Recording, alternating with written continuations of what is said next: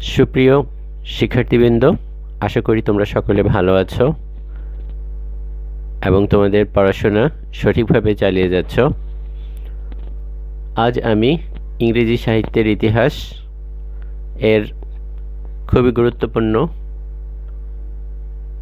একজন ব্যক্তি Jeffrey Chaucer এর অবদান নিয়ে আলোচনা করব। অনার্স সেকেন্ড ইয়ারে হিস্ট্রি অব ইংলিশ লিটারেচার তোমাদের পাঠ্য রয়েছে। তোমাদের খুব গুরুত্বের সাথে হিস্ট্রি অব ইংলিশ লিটারেচার পড়তে হবে।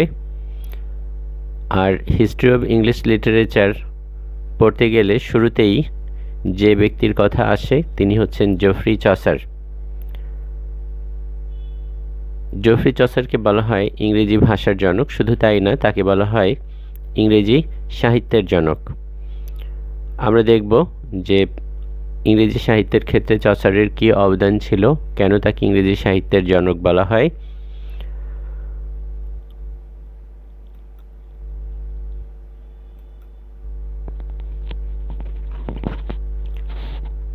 এখানে তোমরা জেফ্রি চসারের একটা ইমেজ, একটা ছবি দেখতে পাচ্ছ।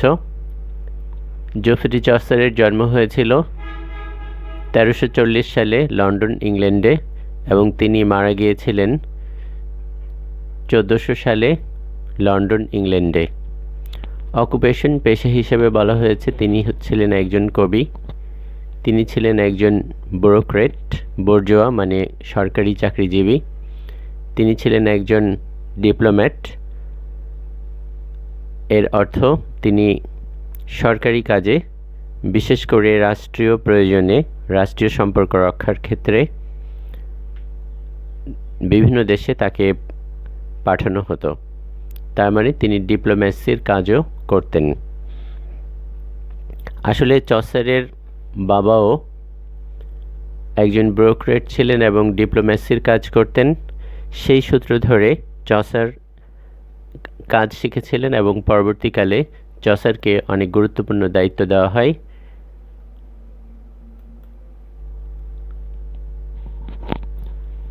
জেফ্রি চসারের ক্ষেত্রে প্রথমেই আমরা যে কথাটি বলবো, তিনি হচ্ছেন ফাদার অব ইংলিশ পোয়েট্রি, ইংরেজি সাহিত্যের জনক, ইংরেজি কবিতার জনক। কেন ইংরেজি কবিতার জনক? এর কারণ হচ্ছে চসার এমন এক ইংরেজিতে লিখেছিলেন যে ইংরেজিটা বর্তমানেও চালু আছে, বর্তমান সময়ে চালু আছে। তার মানে বর্তমানে যে আমরা ইংরেজি পড়ি এটা মূলত এক প্রকার চসারের অবদান। এরপর চসারকে বলা হচ্ছে যে founder of English literature and language. Chaucer শুধুমাত্র ইংরেজি কবিতার জনক নন, তিনি ইংরেজি সাহিত্যের জনক, এমনকি ইংরেজি ভাষারও জনক। কেন ইংরেজি ভাষার জনক? কারণ আমরা জানি নরমানরা মানে ফ্রেঞ্চরা 1066 সালে ইংল্যান্ড দখল করে নিয়েছিল এবং 1204 সময় পর্যন্ত যে সময়টা ছিল সেটা ছিল অ্যাংলো নরমান পিরিয়ড। তার মানে এই সময়ে নরমানরা বা ফরাসিরা ইংরেজদের সাহায্য নিয়ে ইংল্যান্ড শাসন করেছিল এবং ওই সময়ে অ্যাংলো নরমান পিরিয়ডের সময় আমরা দেখব যে ফরাসি ভাষা খুবই জনপ্রিয়তা অর্জন করেছিল। কিন্তু পরবর্তীকালে যখন ফরাসিরা বাধ্য হয় দেশ ছাড়তে, তখন আস্তে আস্তে ফ্রেঞ্চ ভাষা ডিসঅ্যাপিয়ারিং, হারিয়ে যাচ্ছিল, অদৃশ্য হচ্ছিল, জনপ্রিয়তা কমে যাচ্ছিল।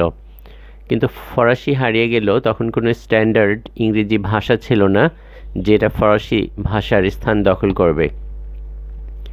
ইংরেজি ভাষা ওই সময় বিভক্ত ছিল, বিভিন্ন ধরনের ভাষা ছিল। নর্দার্ন, উত্তরের ভাষা এক ধরনের ছিল, সাউদার্ন, দক্ষিণের ভাষা আরেক ধরনের ছিল, মিডল্যান্ড, মধ্য অঞ্চলের ভাষা ছিল অন্য আরেক ধরনের। এগুলো তখন মূলত ছিল ডায়ালেক্ট বা উপভাষা এবং এগুলোর মধ্যে অনেক ব্যবধান বা অনেক পার্থক্য ছিল। তো এই কারণেই, ভাষার বৈচিত্র্যের কারণেই ইংরেজিকে ন্যাশনাল ল্যাঙ্গুয়েজ হিসেবে গ্রহণ করা সম্ভব হচ্ছিল না। কিন্তু চসার তিনি খুবই ইনফ্লুয়েন্সিয়াল খুবই প্রভাব বিস্তারকারী ছিলেন, প্রভাবশালী ছিলেন। তিনি তার লেখার মাধ্যম হিসেবে ইস্ট মিডল্যান্ড ডায়ালেক্টকে গ্রহণ করলেন।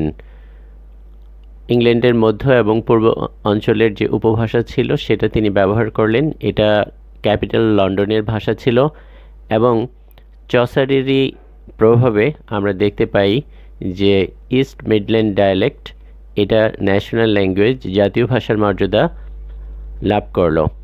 এভাবে বর্তমানে ইংরেজি যে ভাষা রয়েছে এটা চসারেরই অবদান। এই কারণে চসারকে বলা হয় ইংরেজি ভাষার জনক। চসারকে বলা হয় ইংরেজি ভার্সিফিকেশন, ইংরেজি ছন্দ প্রকরণ, ছন্দের জনকও তাকে বলা হয় বা ক্রিয়েটর, স্রষ্টা বলা হয়। কারণ তিনি বিভিন্ন ধরনের ছন্দ নিয়ে গবেষণা করেন, বিভিন্ন ধরনের ছন্দ নিয়ে তিনি কাজ করেন। যেমন তিনি অক্টোসিলেবলিক লাইন বা প্রতি লাইনে 8টা সিলেবল থাকবে এটা নিয়ে গবেষণা করেন। হিরোইক ভার্সেস, প্রতি 2 লাইন শেষে মিল, এরকম হিরোইক ভার্স নিয়ে তিনি আলোচনা করেন। রাইমা রয়্যাল স্ট্যাঞ্জা নিয়ে তিনি গবেষণা করেন, যেটা প্রতিটা স্ট্যাঞ্জাতে 7টা লাইন থাকতো এবং আয়াম্বিক পেন্টামিটারে লেখা হতো। তো এভাবে চসার বিভিন্ন ধরনের ভার্সিফিকেশন, ছন্দ নিয়ে কাজ করেন। এই কারণে তাকে বলা হয় ইংরেজি ছন্দের স্রষ্টা বা ছন্দের জনক। চসারই হচ্ছেন প্রথম ব্যক্তি যিনি দেখিয়েছেন যে ইংরেজি ভাষাতেও কাব্য রচনা করা যায়, ইংরেজি ভাষাতেও সাহিত্য রচনা করা যায়। ইংরেজি ভাষার যে পয়েটিক পসিবিলিটি, কাব্যিক সম্ভাবনা, এটা প্রথম চসারই খুঁজে বের করেন। ইংরেজি খুবই একটা সুইট মিষ্টি ভাষা, এটার স্টাইল খুবই ইজ মানে স্বাচ্ছন্দ্যময়, এটাই প্রথম চসার দেখেন। আসলে ওই সময়টা ইংরেজি সাহিত্যের জন্য এমন একটা সময় ছিল, ইংরেজি ভাষার জন্য এমন একটা সময় ছিল যে কেউ ভাবতে পারছিল না যে ইংরেজি অবশেষে টিকে থাকবে কিনা। আমরা ফ্রান্সিস ব্যাকনের কথা জানি, তার মনে সন্দেহ ছিল যে ইংরেজি ভাষা শেষমেশ টিকে থাকবে কিনা। এই জন্য তিনি তার যত এসে লিখেছেন সবগুলো তিনি ল্যাটিনে অনুবাদ করে গিয়েছিলেন, যেন ইংরেজি ভাষা যদি হারিয়েও যায় তাহলে যেন ল্যাটিন ভাষায় তার এসেগুলো থেকে যায়। তাহলে আমরা দেখতে পাই যখন অন্যরা ইংরেজি ভাষা নিয়ে সন্দিহান ছিলেন, চসারই প্রথম উপলব্ধি করলেন যে ইংরেজি ভাষা খুবই মিষ্ট একটা ভাষা, খুবই চমৎকার একটা ভাষা। তো এইভাবে ইংরেজি ভাষার ক্ষেত্রে চসার খুব গুরুত্বপূর্ণ অবদান রেখেছিলেন। চসারের আরও একটা খুবই ইম্পর্ট্যান্ট, খুবই গুরুত্বপূর্ণ একটা অবদান হচ্ছে পোর্ট্রেয়াল অফ ক্যারেক্টার্স, চরিত্র চিত্রায়ন। আসলে একজন ভালো লেখকের বৈশিষ্ট্য হচ্ছে চরিত্র চিত্রায়ন। যে ব্যক্তি চরিত্র চিত্রায়ন করতে পারে না তার পক্ষে ভালো লেখক হওয়া সম্ভব নয়। চসার সমসাময়িক যে চরিত্রগুলো ছিল সেগুলো খুব চমৎকারভাবে চিত্রায়ন করেছিলেন। তার চিত্রায়নগুলো ছিল ইম্পার্শিয়াল বা নিরপেক্ষভাবে তিনি তাদেরকে চিত্রায়ন করেছিলেন এবং এমনভাবে চিত্রায়ন করেছিলেন আমরা সহজেই চিনতে পারি তাদেরকে। চসারের খুবই গুরুত্বপূর্ণ অবদান এটা যে তিনি সমাজের বিভিন্ন শ্রেণী, ডিফারেন্ট স্ট্রাটা, ডিফারেন্ট ক্লাসের যে মানুষ ছিল প্রত্যেকটা ক্লাসের মানুষকে তিনি টেনে এনেছেন, তাদের চরিত্র চিত্রায়ন করেছেন। এভাবে আমরা তৎকালীন ইংল্যান্ড এবং তাদের মানুষ সম্পর্কে আমরা জানতে পারি। চসারের চরিত্রগুলোকে বলা হয়, চরিত্রগুলো হচ্ছে টাইপস অ্যান্ড ইন্ডিভিজুয়াল। টাইপ মানে হচ্ছে যখন চসার একটা চরিত্র চিত্রায়ন করেন তিনি শুধু তিনি নন, তিনি তার শ্রেণীর প্রতিনিধিত্বকারী। তাহলে প্রত্যেকটা চরিত্র, একজন কৃষক চরিত্র যদি হয়ে থাকে, যদি তার নাম হয় করিম, তাহলে তিনি শুধুমাত্র করিমই নন, বরং তিনি সব কৃষকের প্রতিনিধি। ওকে, তাহলে চসারের যে চরিত্রগুলো এগুলো ছিল একদিক দিয়ে ইন্ডিভিজুয়াল, স্বতন্ত্র আলাদা ব্যক্তি, আবার তারা ছিল টাইপ মানে একটা শ্রেণীর প্রতিনিধি। চসার যখন চরিত্র অঙ্কন করেন তিনি প্রচুর আয়রনির ব্যবহার করেছেন, মানে হাস্যরস, ব্যঙ্গ, বিদ্রূপ এগুলোর তিনি ব্যবহার করেছেন চরিত্র চিত্রায়নে। বিশেষ করে যখন তিনি কোনো চরিত্রকে সমালোচনা করতে যান তখন তিনি হাস্যরস ব্যবহার করেছেন, আইরনি ব্যবহার করেছেন। যদিও চসার হিউমার, হাস্যরস ব্যবহার করেছেন, আইরনি ব্যবহার করেছেন, ব্যঙ্গ বিদ্রূপ, তবে তার ব্যঙ্গ বা বিদ্রূপ এটা চরিত্রগুলোর পক্ষে ক্ষয়কারক, অপমানজনক ছিল না। তিনি চরিত্রের প্রতি সিম্প্যাথেটিক, সহানুভূতিশীল ছিলেন। সহানুভূতির সাথে তিনি সব চরিত্রগুলোকে অঙ্কন করেছেন। আমরা যদি চসারের সৃষ্টি, চসারের লেখাগুলো দেখতে পাই, আমরা দেখব যে তার লেখাগুলো তিনটা সময়ের মধ্যে পড়ে বা তিনটা ধরনের পড়ে। The first or the French period. Chaucer প্রথমে যে লেখাগুলো লিখেন এগুলো ফ্রেঞ্চ পিরিয়ডের মধ্যে বা ফার্স্ট পিরিয়ডের মধ্যে পড়ে। ফ্রেঞ্চ পিরিয়ড বলা হচ্ছে এই কারণে যে ওই সময়ে চসার ফ্রেঞ্চ মাস্টার, ফরাসি বিখ্যাত কবি লেখক যারা ছিলেন তাদেরকে তিনি পড়তেন এবং তাদেরকে অনুকরণ করতেন। এই কারণেই বলা হয়েছে যে তার এই সময়ের লেখাগুলো হলো ফ্রেঞ্চ পিরিয়ডের লেখা। আসলে এই সমস্ত ফরাসি কবিদের কাছ থেকেই তিনি শিখেছিলেন কিভাবে লেখার মধ্যে আইরনি ব্যবহার করতে হয়, জেস্ট ফর লাইফ, জীবনের প্রতি আগ্রহ, জিল অফ ক্যারেক্টার অবজারভেশন এবং চরিত্র যে পর্যবেক্ষণ, সেই আগ্রহ, এগুলো চসার শিখেছিলেন এই সমস্ত ফ্রেঞ্চ মাস্টার বা বিখ্যাত লেখকদের কাছ থেকে। তো এই সময়ে চসার যে লেখাগুলো লিখেছিলেন এদের মধ্যে উল্লেখযোগ্য হচ্ছে দুইটা গ্রন্থ, দ্য রোমান্ট অব দ্য রোজ, আরেকটা হচ্ছে ডেথ অব ব্লান্সি দি ডাচেস। ওকে, তাহলে এই লেখাগুলো হচ্ছে ফরাসি পিরিয়ডের লেখা। ফরাসি পিরিয়ডের লেখা হলেও তিনি কিন্তু ইংরেজি ভাষায় লিখেছেন, তবে ফরাসি প্রভাব ছিল এই লেখাগুলোর মধ্যে। সেকেন্ড যে পিরিয়ড সেটাকে বলা হয় ইটালিয়ান পিরিয়ড, কারণ এই সময়ে তিনি ইটালীয় কবিদের লেখা বেশি পড়তেন এবং তার লেখার মধ্যে আমরা ইটালীয় কবিদের প্রভাব দেখতে পাই। এই সময়ে তিনি যে উল্লেখযোগ্য গ্রন্থগুলো লিখেছিলেন তাদের মধ্যে ছিল the parliament of fowls, the house of fame, Troilus and Criseyde, the legend of good women. এই লেখাগুলো ইটালিয়ান পিরিয়ডে বা দ্বিতীয় পিরিয়ডে লেখা হয়েছিল। The third or the English period, তবে চসারের লেখার তৃতীয় পিরিয়ডকে বলা হচ্ছে ইংলিশ পিরিয়ড, কারণ এখন চসার আর ফরাসিদেরকে অনুকরণ করছেন না, এখন তিনি আর ইটালীয়দেরকে অনুকরণ করছেন না। এখন তিনি নিজের জন্য স্বতন্ত্র আলাদা একটা স্টাইল তৈরি করেছেন, তিনি স্বতন্ত্র আলাদাভাবে লিখতে শুরু করেছেন। এখন তার লেখার মধ্যে আমরা দেখতে পাই রয়েছে ক্রিয়েটিভ সৃজনশীলতা, তার লেখার মধ্যে রয়েছে রিয়েলিজম, বাস্তবতা, উইট অ্যান্ড হিউমার, রসিকতা রয়েছে, ক্যারেক্টারাইজেশন, চরিত্র চিত্রায়ন রয়েছে, পাওয়ার অফ ন্যারেশন, বর্ণনার ক্ষমতা রয়েছে। এবং এই সময় থার্ড পিরিয়ডেই এসে তিনি ক্যান্টারবারি টেলস লিখেছেন, যেটা চসারের একটা অমর এক সাহিত্যকর্ম। ক্যান্টারবারি টেলসকে বলা হয় যে এটা শুধুমাত্র চসারের সাহিত্যকর্ম নয়, এটা হচ্ছে ইংরেজি সাহিত্যেরই এটা হচ্ছে ইংরেজি সাহিত্যের যেমন অংশ, ঠিক তেমনি ইংরেজির ইতিহাসের অংশ। কারণ আমরা আর কোথাও ইংল্যান্ডের এরকম বাস্তব চিত্র পাব না যে চিত্রটা আমরা চসারের লেখা প্রিফেস টু দ্য ক্যান্টারবারি টেলের মধ্যে পাই। ক্যান্টারবারি টেলস এর শুরুতে চসার প্রিফেস লিখেছিলেন, সূচনা লিখেছিলেন এবং সেখানে তিনি চরিত্র চিত্রায়ন করেছেন, সমাজের বিভিন্ন শ্রেণীর মানুষের চরিত্র চিত্রায়ন।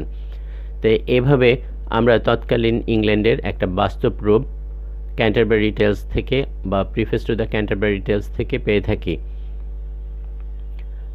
চসার আসলে ক্যান্টারবারি টেলসে প্রতিটা শ্রেণী, তৎকালীন প্রতিটা শ্রেণীর মানুষের জীবনী উপস্থাপন করেছিলেন। ক্যান্টারবারি টেলস সম্পর্কে দু একটা কথা না বললে এই আলোচনা অসম্পূর্ণ থেকে যাবে, তাই আমি এখন ক্যান্টারবারি টেলস নিয়ে আলোচনা করব। চসারের সবচেয়ে বিখ্যাত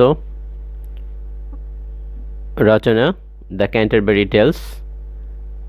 টেলস অর্থ গল্প, আর ক্যান্টারবারি হচ্ছে একটা পবিত্র স্থান বা একটা তীর্থস্থান। ক্যান্টারবারি টেলসের পরিকল্পনাটা অনেকটা এরকম ছিল যে প্রতি বছর ইংল্যান্ডের বিভিন্ন স্থান থেকে মানুষ ক্যান্টারবারিতে তীর্থযাত্রায় যেত। ক্যান্টারবারিতে দক্ষিণ থেকে যারা যেত তারা সাধারণত ট্যাবার্ড ইন নামক একটা হোটেলে এসে উপস্থিত হতো প্রায় প্রতি বছরই। এরপর তারা দল বেঁধে ট্যাবার্ডস ইন থেকে ক্যান্টারবারির উদ্দেশ্যে রওনা হতো। আমরা জানি তখনকার দিনে রাস্তা নিরাপদ ছিল না, এজন্য গ্রুপ ধরে দল ধরে যাতায়াত করতে হতো। তো ওই বছর যখন সবাই হোটেলে এসে ওঠে তীর্থযাত্রীরা, হোটেলের মালিক তখন সবাইকে প্রস্তাব করে যে আপনারা যদি চান আমি আপনাদের হোস্ট হতে পারি, আমি আপনাদের সাথে যেতে পারি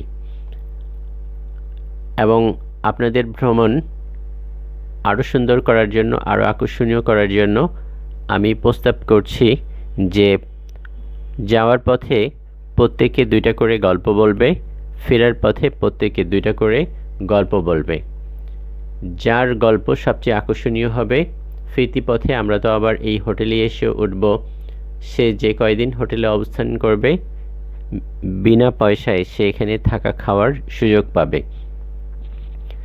দ্য ট্যাবার্স ইন এই হোটেলের মালিক যখন এই প্রস্তাবটি দিলেন, সকলের কাছে প্রস্তাবটা গ্রহণযোগ্য হলো।